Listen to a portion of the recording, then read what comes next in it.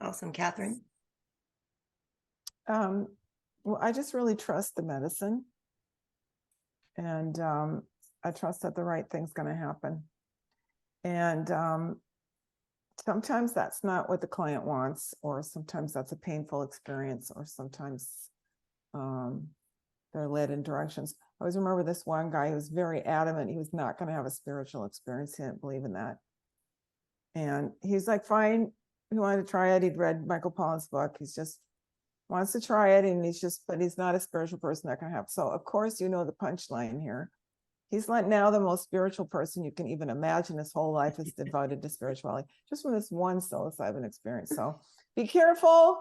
Be careful what you ask for or whatever. Some people have repressed difficult material come up that they consider that they had a horrible time. And they did have a horrible time. I'm not saying they didn't.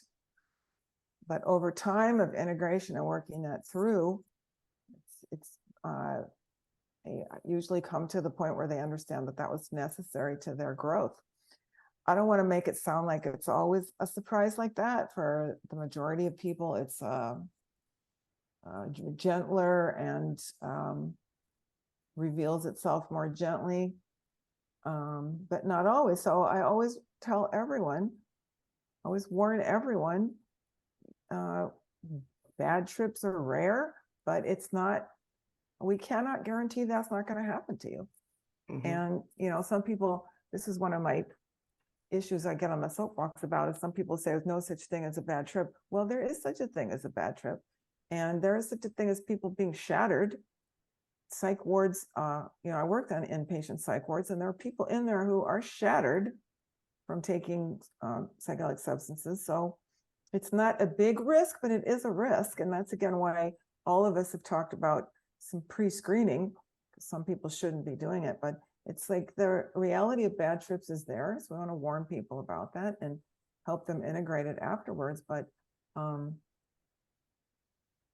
I have real respect that the medicine has its own intelligence and is going to work in its own way. And I don't always understand that. I have a framework called psychology to fit it into, so it makes sense to me, but that doesn't mean it's true. It's just a framework. And yeah, I just really trust the medicine's own intelligence.